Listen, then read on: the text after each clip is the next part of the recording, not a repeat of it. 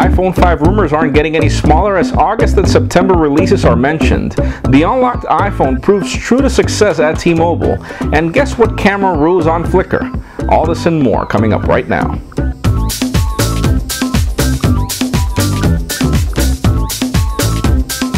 Hello everybody, I'm Jaime Rivera and welcome to the Pocketnow iReview, the show where we go through all this week's cool and the not so cool inside the world of Apple's iOS devices. Let's start this week off with the cool. So what's on rumor mill this week for the iPhone 4S or 5? Well, the answer is a lot. Some people are speculating that the device will be released in August, though our biggest bet is that it will be released in September for the iTunes Music event that happens every year. No specifics on that just yet, but aside from that, well, others are speculating that the device will be the same iPhone 4 design with a dramatic bump in specs, but others are speculating that the device will change completely and dramatically, more like what we saw with the iPad 1 moving to the iPad 2.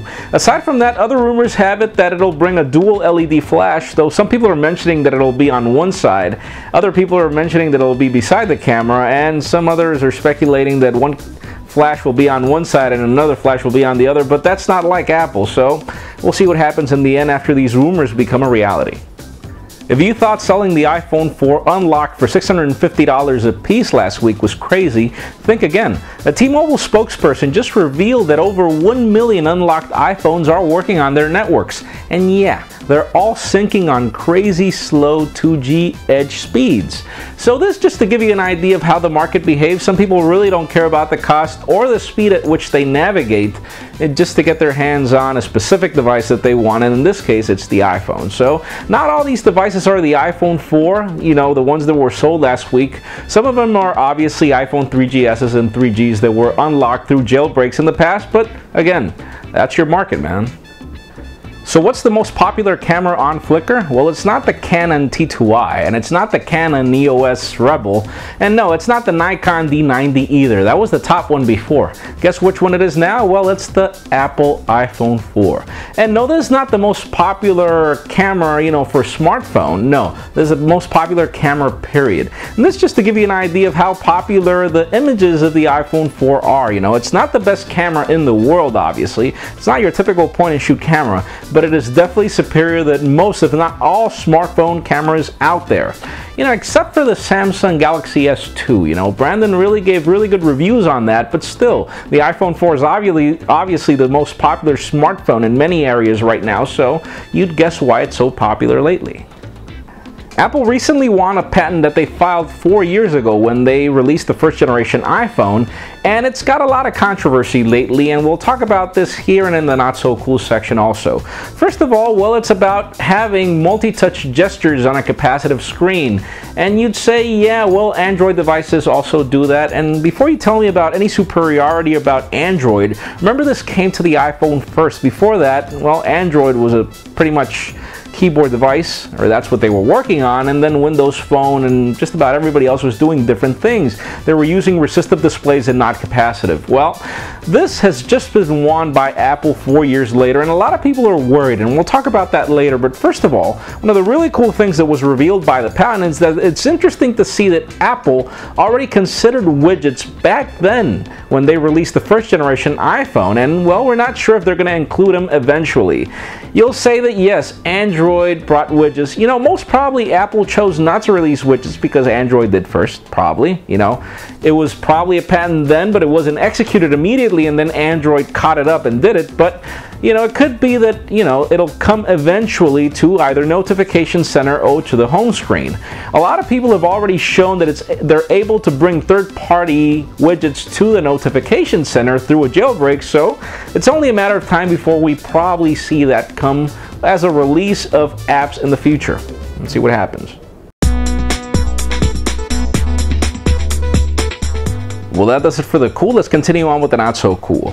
What's all the stress about Apple winning this patent? Well, first of all, it's a multi-touch gesture on capacitive display patent, which is pretty much the same pinch to zoom thing that we see everywhere.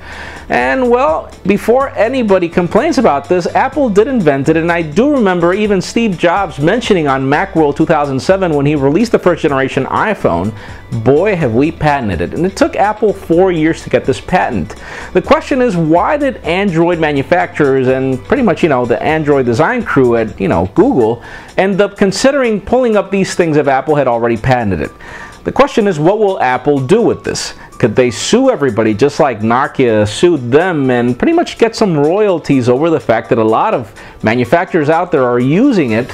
Or could probably Apple just sue them and give them a cease to desist letter to tell them, hey, we don't want you building that into your devices?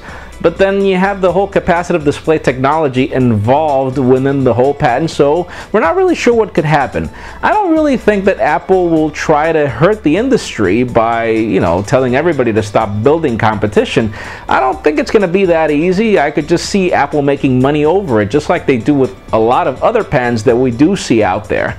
But then, it's just a question of why didn't competitors figure out another way to zoom that's not pinch? That could have been the smartest thing to do in the past.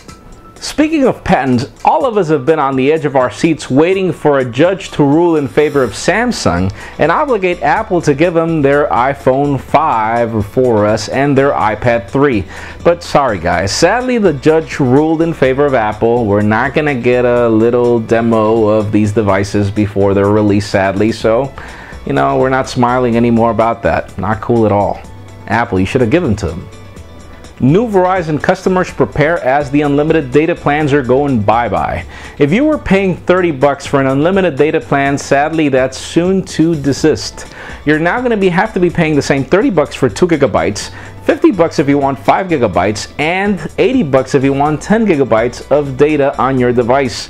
It's not confirmed on which date of July this is going to happen, but everybody's speculating and almost certain that this is not going to happen for those current unlimited data plan owners of Verizon. So the smartest thing to do is to act now. Go get your device or plan. If you're considering switching to Verizon, do it now before these changes happen, because we're not sure if it's going to happen. You know that you currently have a plan, but your probabilities are much broader that you'll keep it.